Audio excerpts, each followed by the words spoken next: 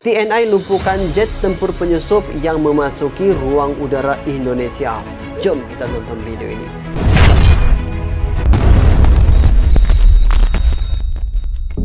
Assalamualaikum warahmatullahi wabarakatuh. Terima kasih sudah klik video ini. Semoga Anda semua masih dalam keadaan yang sehat di mana jua Anda berada, guys. Pada Anda yang baru subscribe ataupun yang baru bergabung dalam channel ini merupakan channel berbentuk video reaction. So guys, untuk kali ini Hafiz akan react satu video yang bertajuk TNI lumpuhkan jet tempur penyusup yang memasuki ruang udara Indonesia. Video ini diupload daripada channel Kilas Dunia. So jangan lupa untuk mendukung channel ini. Anda tidak rugi untuk subscribe channel ini, guys, karena channel ini menyediakan banyak berita dan juga perkongsian tentang militer Indonesia, guys. So guys, tunggu apa lagi? Jom kita tengok video ini dengan kiraan 3, 2, 1, let's go. Oke, cuplikan.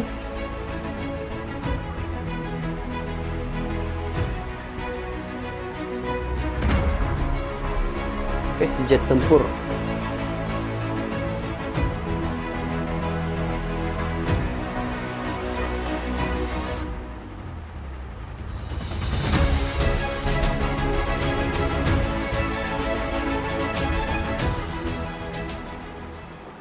TNI AL tembak jatuh pesawat tak dikenal di atas perairan Indonesia. Wow.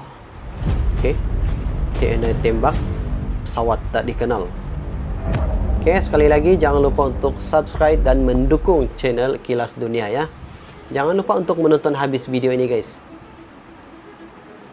TNI AL tembak jatuh pesawat tak dikenal di atas perairan Indonesia.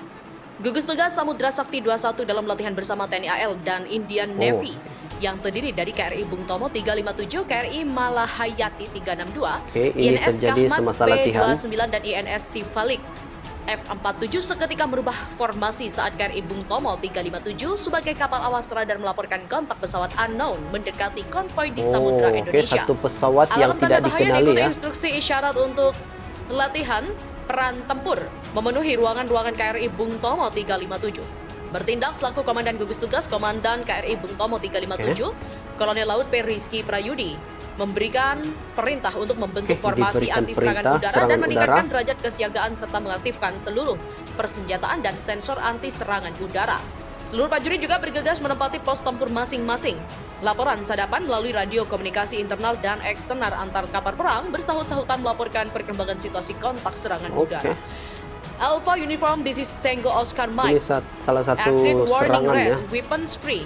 Sepenggal isyarat terakhir dari Principal Warfare Officer atau PWO KRI Bung Tomo 357 meneruskan perintah Commander Task Group atau CTG kepada seluruh unsur Gugus Tugas Samudra Sakti 21 melalui radio komunikasi taktis di ruang Combat Information Center KRI Bung Tomo 357. Laporan aksi terdengar saling bersahutan di ruang CIC disertai suara rentetan tembakan meriam anti serangan udara dan shaft dari keempat kapal perang tersebut dalam menahan serangan udara musuh.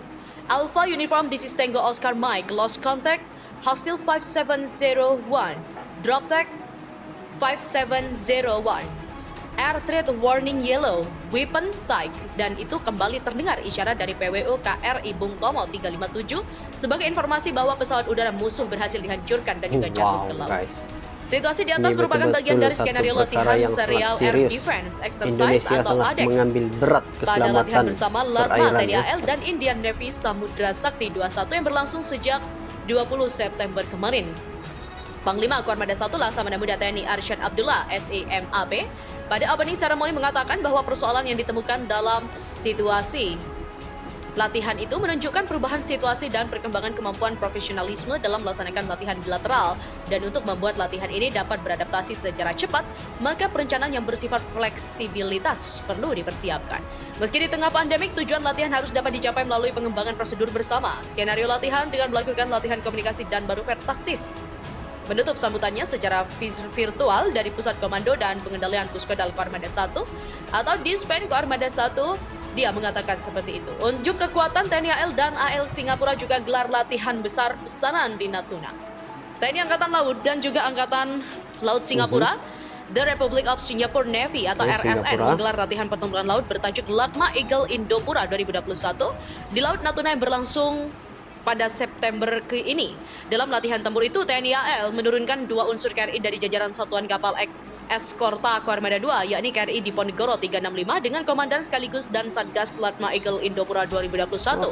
Letkol Laut P. Adam Cahya Saputra dan KRI Malahayati 362 yang dikomandoi oleh Letkol Laut P. Nurullah Zemi Prasetyo. Di samping itu, TNI AL juga menurunkan heli Panther dan pesawat Kasa. Sementara dari Angkatan Laut Singapura adalah kapal RSS Tenasius 71, kapal RSS Justice 18, dan pesawat udara F-50. Adanya kerjasama dan koordinasi yang solid di antara unsur atau kapal yang ada dalam latihan bersama terbukti dengan suksesnya Base Maneuver Lapangan atau MANLAP, meliputi latihan foto exercise atau FOTOX, Search and Rescue Exercise, Encounter atau pertempuran laut gabungan dengan pesawat udara. Latihan mengirim dan menerima berita antar kapal dengan isyarat lampu atau flash, mengirim dan menerima berita antar kapal dengan isyarat bendera, dan diakhiri dengan salam perpisahan serta peran parade dan penghormatan serta saling melambaikan tangan. Salam perpisahan atau farewell Indonesia dan juga latihan yang dilaksanakan sejak 16 sampai 18 September itu berakhir dan ditutup pada tanggal 20 September. Pangkor Koarmada 2 Laksda TNI Iwan Isnurwanto memberikan apresiasi penuh atas keterlibatan unsur-unsur Koarmada 2 dalam latihan ini, agar Satgas menunjukkan yang terbaik dalam latihan, mengingat latihan ini untuk meningkatkan kualitas, profesionalisme, dan kerjasama antar kedua negara sekaligus dalam rangka meningkatkan hubungan bilateral serta memberikan nilai positif yang akan menjaga stabilitas keamanan wilayah di Asia Tenggara. Latma Eagle Indopura ke-26 yang dilaksanakan rutin 2 tahun sekali ini merupakan tindak lanjut dari program prioritas Kepala Staf Angkatan Laut atau Kasal Laksamana TNI Yudo Margono dalam membangun sumber daya manusia atau TNI AL yang unggul dan profesional serta pembangunan sistem pembinaan kekuatan dan juga kesiapan operasi. Mengapa Indonesia menambahkan kekuatan militer di Natuna?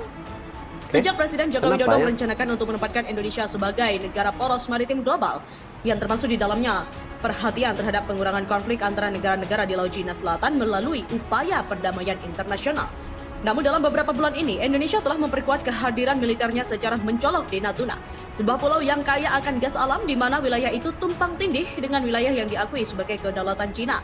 Para pengamat mengatakan langkah Indonesia ini merupakan tanggapan terhadap apa yang dianggap sebagai ancaman Cina terhadap kedaulatan Indonesia di pulau ini yang cepat atau lambat akan berdampak pada Indonesia. Jakarta mengatakan akan meneruskan kebijakan netral terhadap Cina di tengah memanasnya ketegangan Cina. Beberapa pejabat juga mengkritik karena mengklaim wilayah zona ekonomi eksklusif Indonesia yang berdekatan dengan Laut Natuna sebagai wilayah Cina. Penekanan terhadap posisi netral ini datang sesudah Cina menyatakan tak keberatan terhadap kedaulatan Indonesia terhadap Natuna. Namun, Menteri Pertahanan Indonesia Ria Mizar Triakudu mengatakan tidak aman untuk mengabaikan kemungkinan ancaman di masa depan, sekalipun situasi tampaknya meningkat dalam beberapa bulan terakhir ini. Para ahli juga mengatakan alasan ini adalah aktifnya Cina di bagian Laut Cina Selatan di mana militer Indonesia tak bisa menutup mata. Sementara Angkatan Darat, Laut, dan Udara Indonesia juga telah menyusun formula untuk memperkuat pertahanan di Natuna. Pihak militer juga mengatakan sedikitnya ada tambahan 1 batalion untuk memperkuat pangkalan Angkatan Laut yang sudah ada di Natuna. Angkatan Udara juga akan menambah pesawat tempur di wilayah itu.